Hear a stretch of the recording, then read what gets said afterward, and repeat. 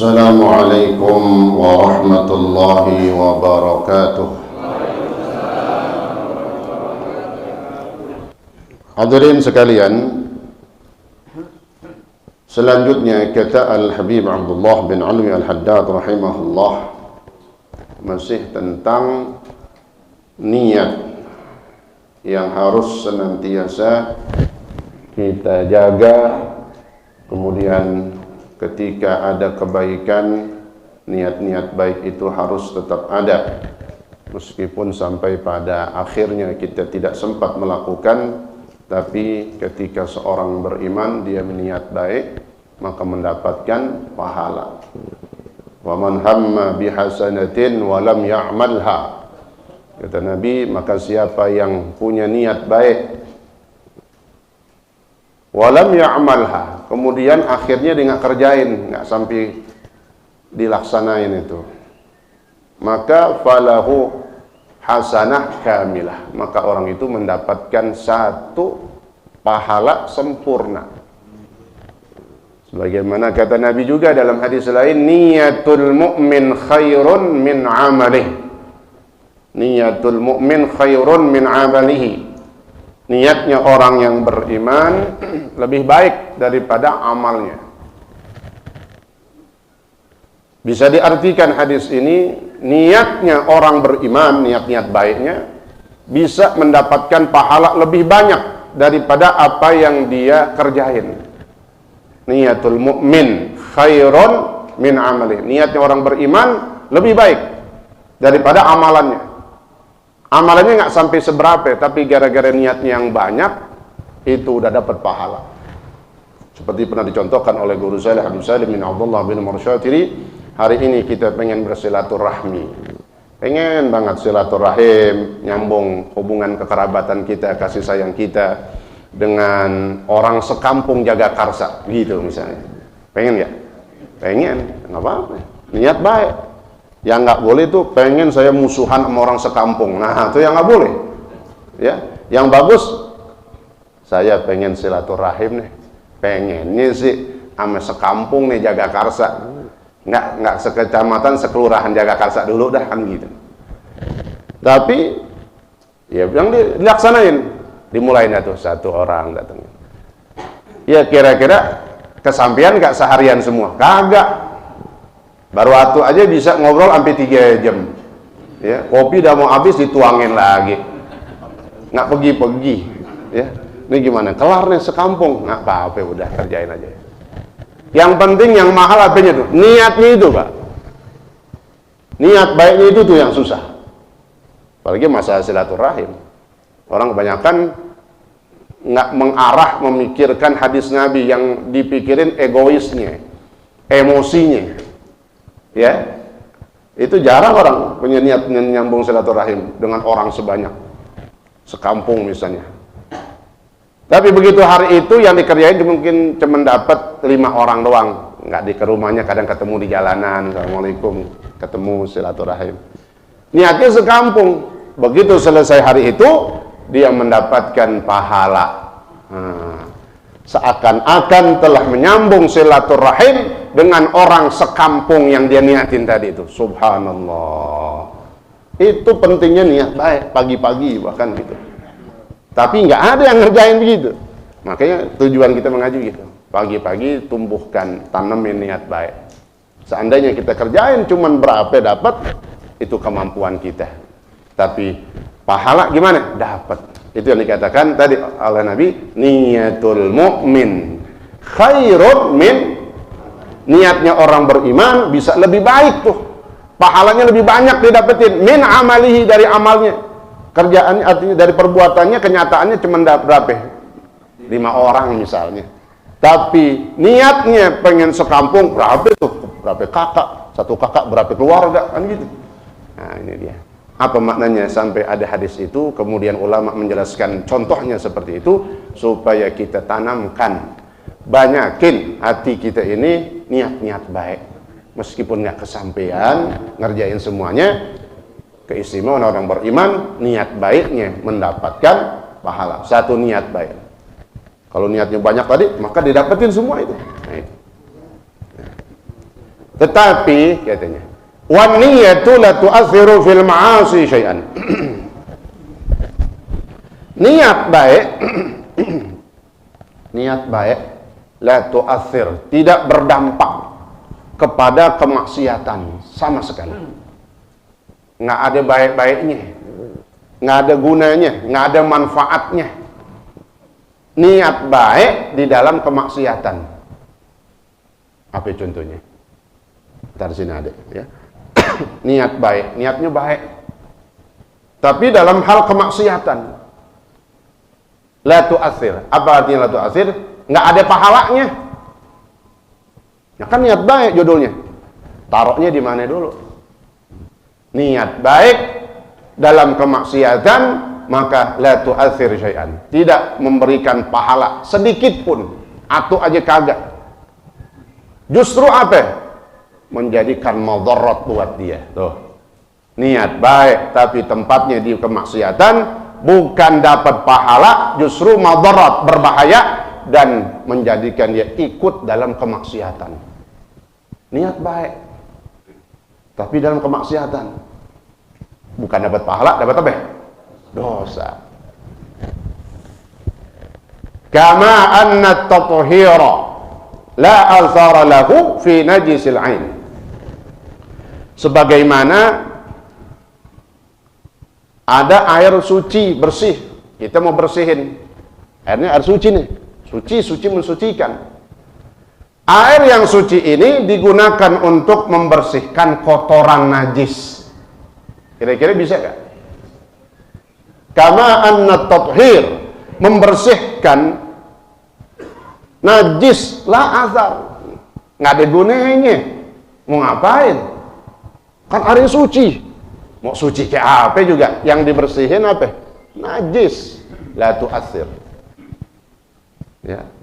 Justru kalau kayak begitu apa? Bukannya dia bermanfaat, malah ngotor-ngotorin. Itu yang dibilang memberikan madarat dalam dirinya. Jadi najisin tangannya aja, jadi kotorin bajunya aja.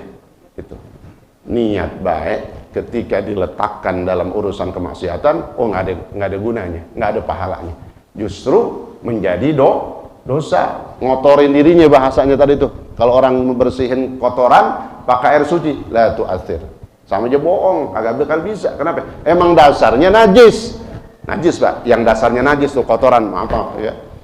Beda lagi kalau baju yang mutanajis, beda tuh. Kalau dalam fikih ada dua, ada najis, bendanya emang najis, itu yang kotor-kotoran tuh, yang keluar dari diri kita, itu namanya najisul ain, najis yang memang asli, memang bendanya itu najis, nggak bisa dibersihin. Ada yang kedua, mutanajis, benda yang terkena najis. Nah kalau benda yang terkena najis itu bisa dibersihkan, paham tuh ya? Nah, contoh di sini membersihin najis nggak bakal bisa. Maaf, air kencing kita bersihin, kutu kumpulin orang kerjaan namanya, ya. Air seember, lo ngapain? Ini biar bersih nih air kencing, udah kuning banget, ya, nggak bakal bisa.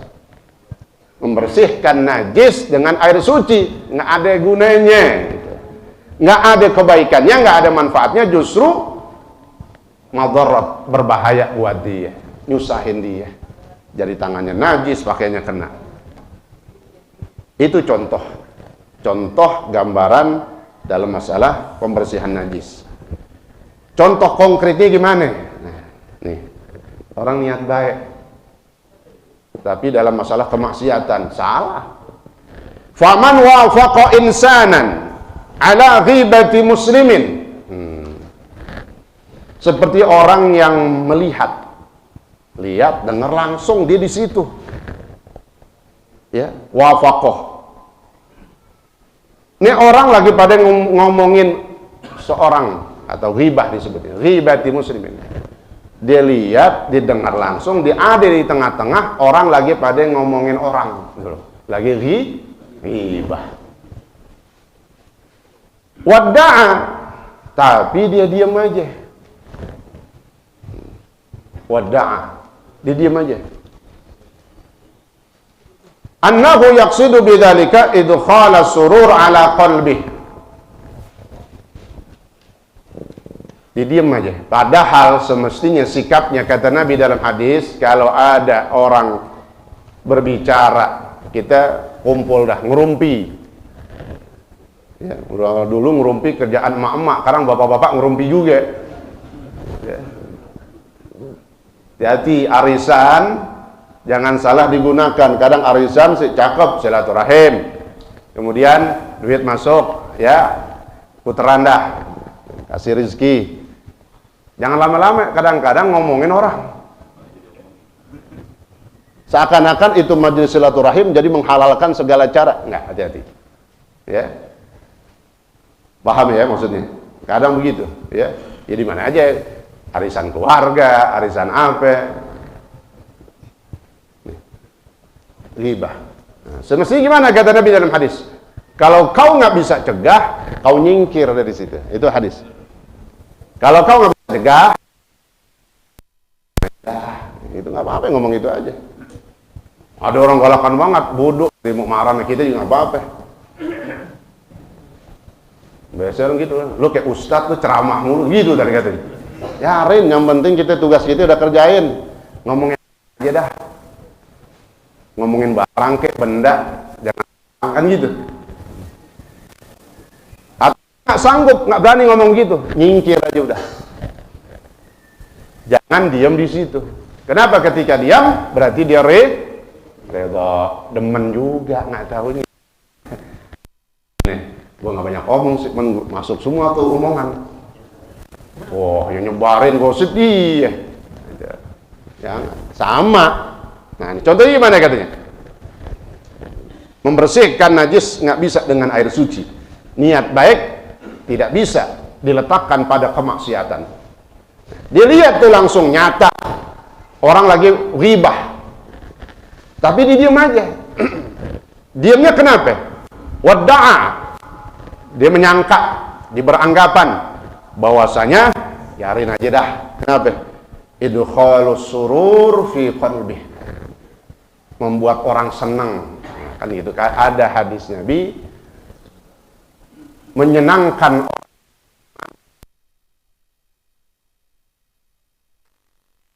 surur fi qalbil mu'min shadaqah. Bahkan kata Nabi dalam hadis, kasih kabar gembira kepada orang beriman itu sedekah. Itu hadis awalnya begitu, Pak. Tapi ini orang salah taruh. Ya. Karena hadis Nabi, bahkan Imam Baihaqi radhiyallahu an memasukkan idkhalur surur itu dalam Syu'bul Iman. Ada 77 cabang iman. Dalam kitab Syu'bul Iman karangan Imam Baihaqi. Nah, di situ ada cabang. Di antaranya idkhalus surur fi qalbil mu'min. Memberikan kabar gembira kepada orang beriman, itu pahala, bahkan sedekah. Saya pernah sampaikan, ini lagi begini, lagi wabah gini, jangan sering nge-share yang kagak-kagak. Bikin orang stres. Saya sering ngomong gitu, itu dasarnya. Apa? Kasih kabar gembira. Kasih yang enak-enak, semangat. Ayo semangat ngaji, pengajian. Pengajian, share-share lah. Akan meningkatkan iman. Imun naik. Ada imin, imin apaan? Jangan naikin iman. Itu kabar gembira. Ayo masuk surga kan, ajak ke dalam surga, jalan surga. Ya. Asalnya itu memberi kabar gembira kepada orang lain. Sedekah, cakep, bagus. Rupanya nih orang tahu tuh hadis tapi salah taruh. Dia nggak mau tegur orang lagi pada ngomongin orang, ghibah. Biarin dah, biar dia senang. Gitu. Biar dia memasukkan kebahagiaan, bahasa gitu.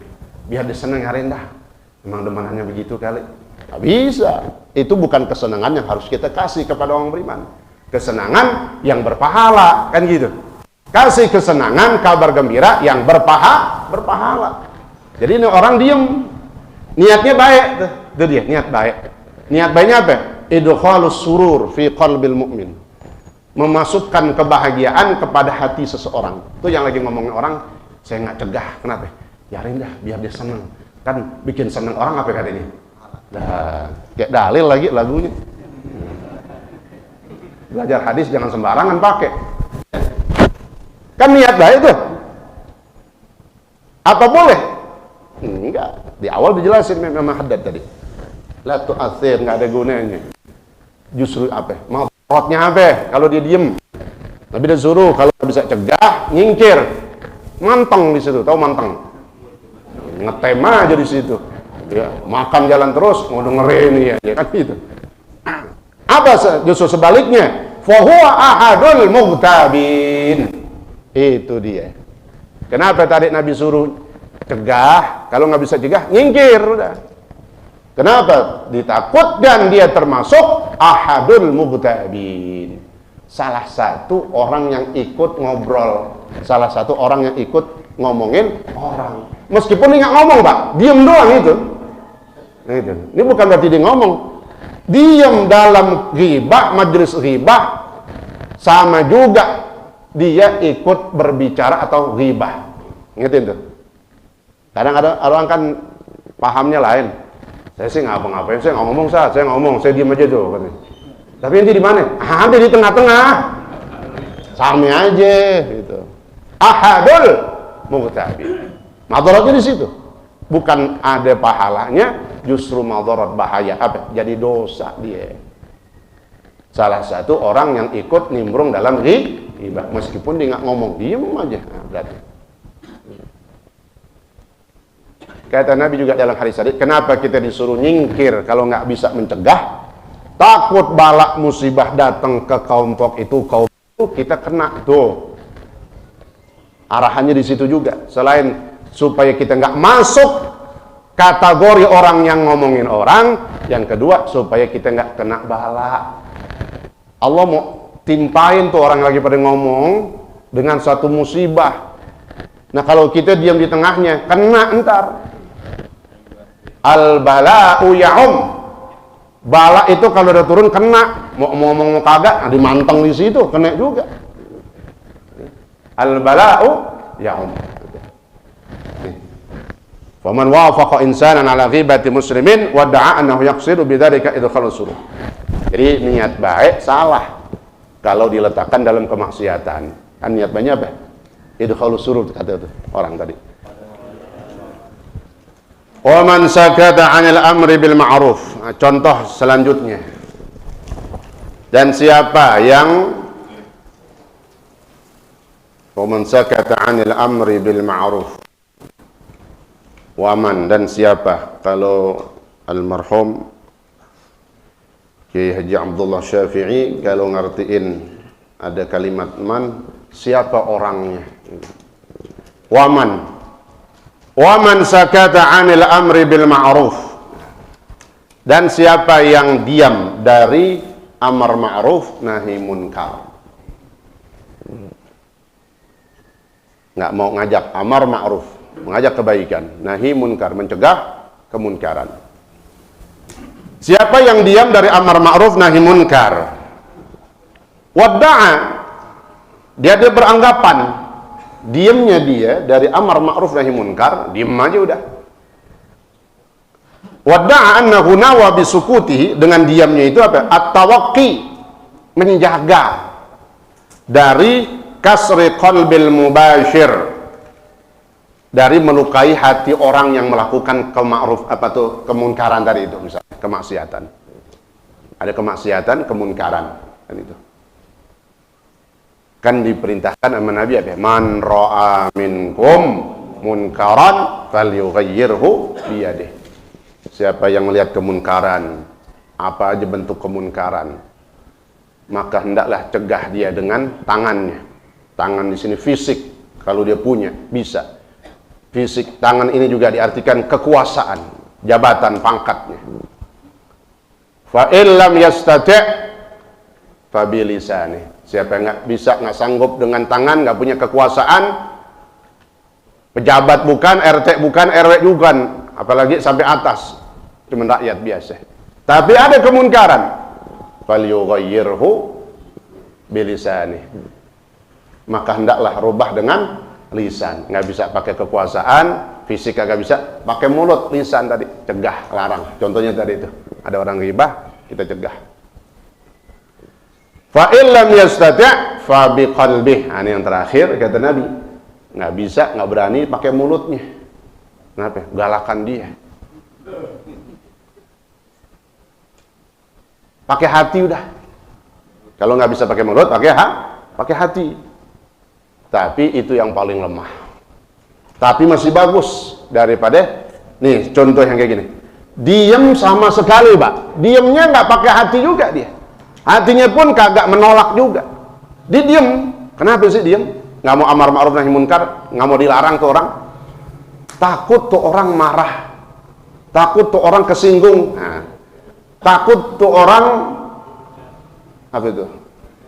Iya, kesel tadi itu. Keles ntar sama saya jadinya gitu. Tapi dia diam.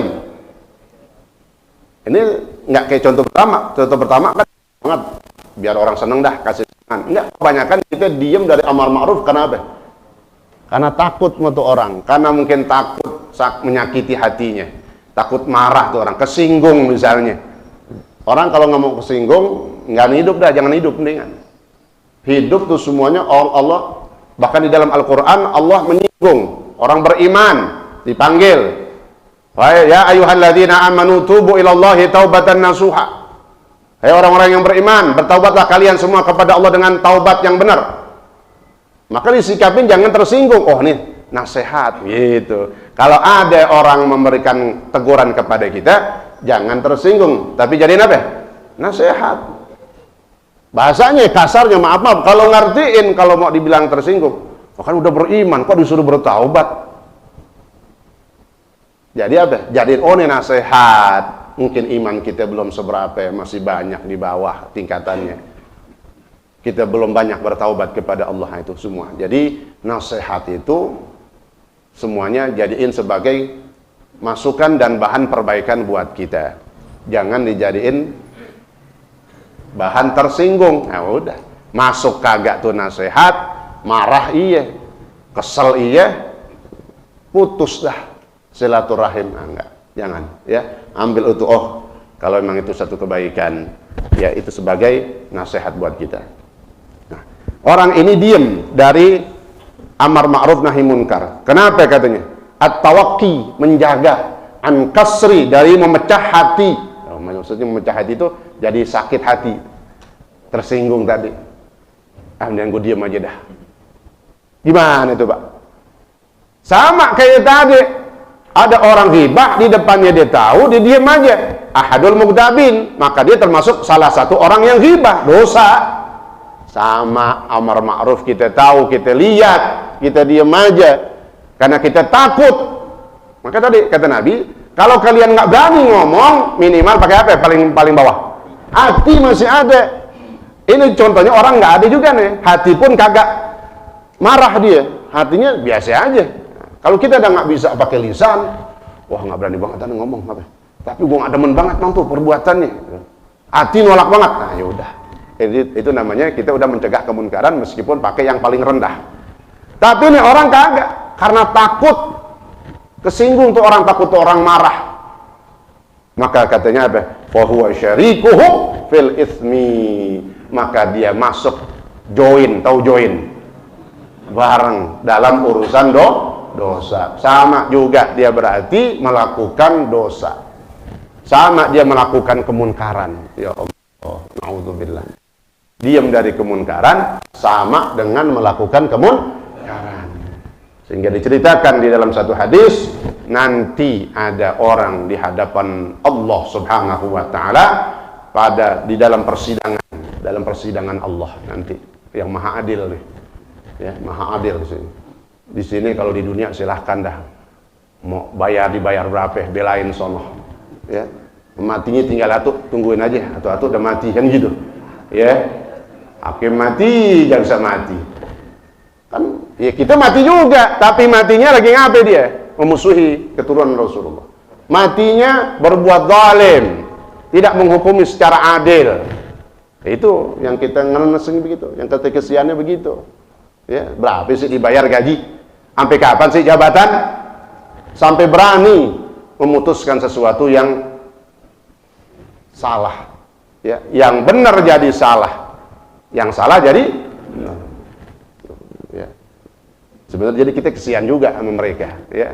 Jadi kata-kata ini kita keluarkan untuk nasihat buat mereka. Ayo bertaubat, ya, bertaubat kepada Allah Subhanahu wa taala.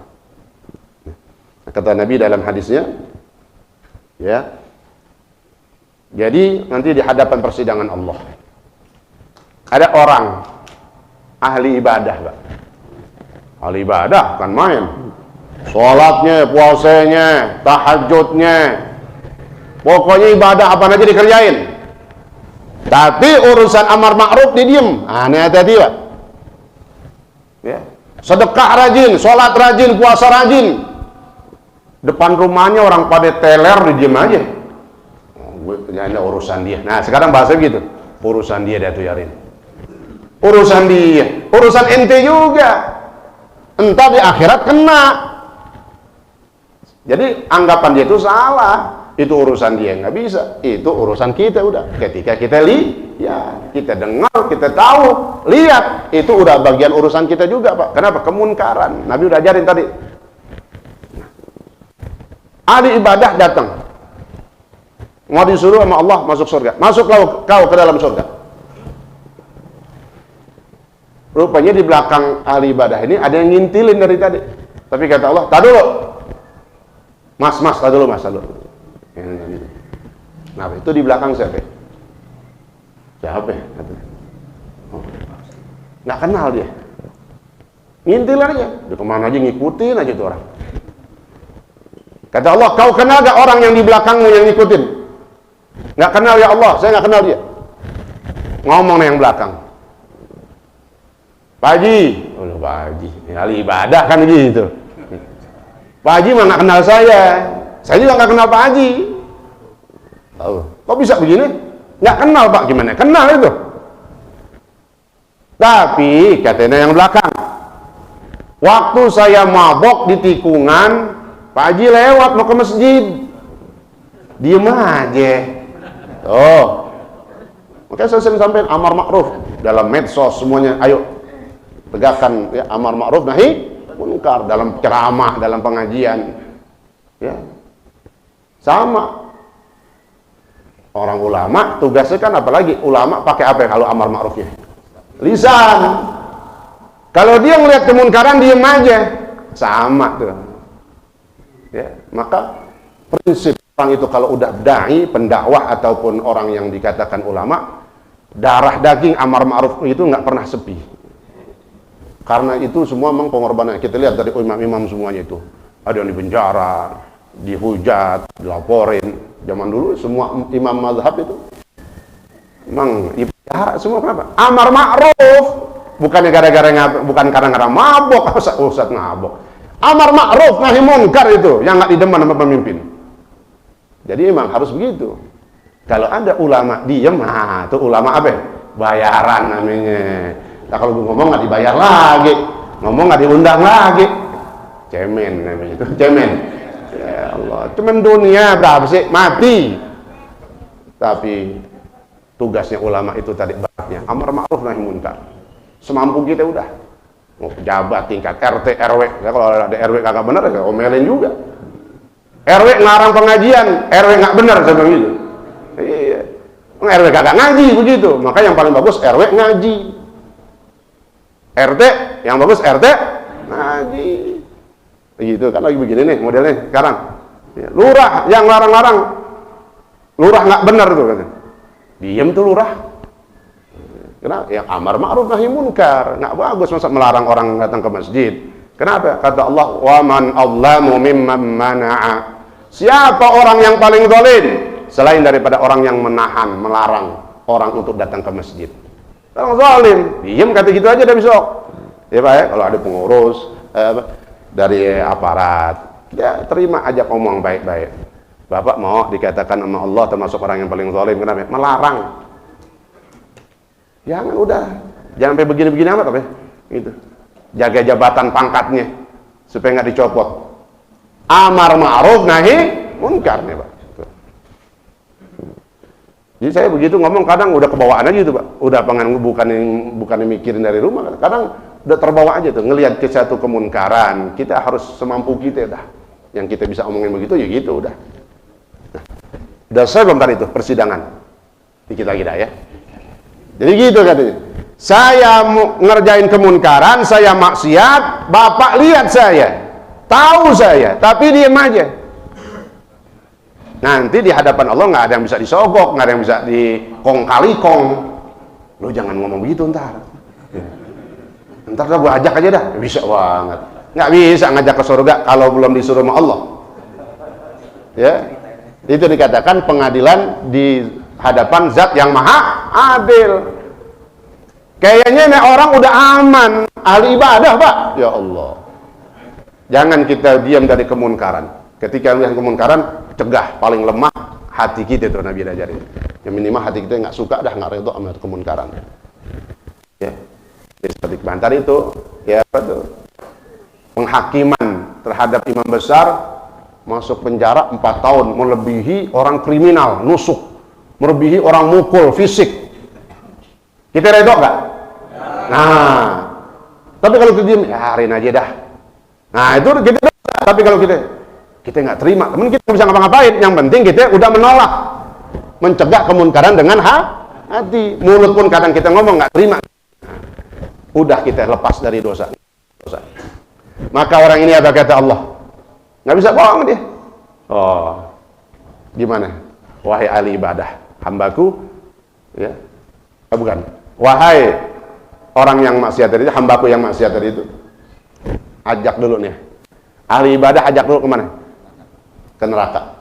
Pegang tangannya, bawa dia, seret ke dalam, ajak ke dalam neraka. Bukannya ahli ibadah ngajak ke dalam surga, justru sebaliknya Pak. Diam dari kemunkaran, maka menjerumus kita sebelangsak, akhirat apa lagi?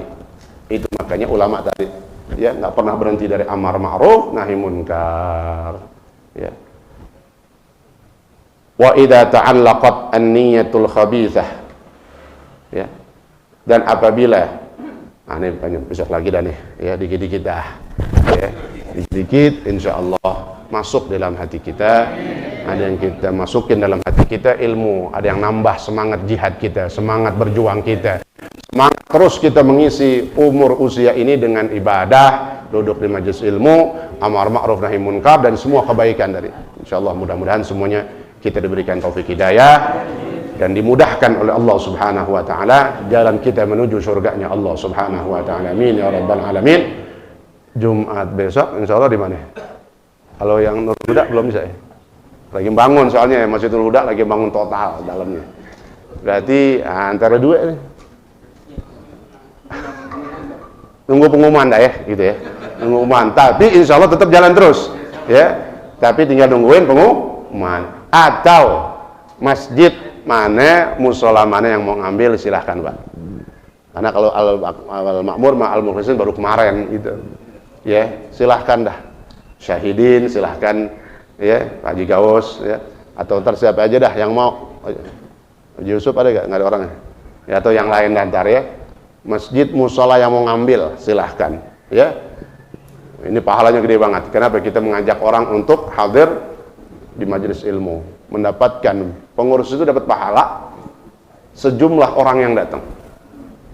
Karena menerima orang yang hadir berarti mengajak orang sholat. Pahala sholat dapat, pahala ngaji dapat, pengurus dapat double. Kenapa? Mengajak. Man dalla ala khairin kafa'ilih. Berarti dia ngomong, saya dasar langsung besok di musola ini. Wah, ayo silahkan jamaah datang ke musola. Itu dapat pahala langsung. Man dalla ala khairin kafa'ilih. Siapa yang mengajak satu kebaikan, ayo datang ibadah di masjid ini, musola ini, maka dia mendapatkan kafa'ilih sejumlah orang yang datang. Subhanallah. Hadisnya udah jelas, tinggal berlomba-lomba dah. Insyaallah ntar ada pengumumannya. Ya, kalau belum dapat juga, ntar insyaallah Senin mungkin udah ada jawaban di Masjid Al-Hikmah. Ya, insyaallah mudah-mudahan kita senantiasa diberikan kesehatan, yang sakit semuanya sehat, insyaallah diangkat penyakitnya oleh Allah Subhanahu wa taala. Amin ya rabbal alamin. Al-Fatihah. A'udzubillahi minasyaitonir rajim. Bismillahirrahmanirrahim. Alhamdulillahirabbil alamin, arrahmanirrahim, maliki yaumiddin. إياك نعبد وإياك نستعين اهدنا الصراط المستقيم صراط الذين أنعمت عليهم غير المغضوب عليهم ولا الضالين آمين. بسم الله الرحمن الرحيم الحمد لله رب العالمين اللهم صل وسلم وبارك على سيدنا محمد وعلى آل سيدنا محمد. اللهم ربنا انفعنا بما علمتنا وعلمنا ما ينفعنا وزدنا علما والحمد لله على كل حال برحمتك يا أرحم الراحمين. صلى الله على سيدنا محمد وعلى آله وصحبه وسلم والحمد لله رب العالمين والسلام عليكم ورحمة الله وبركاته.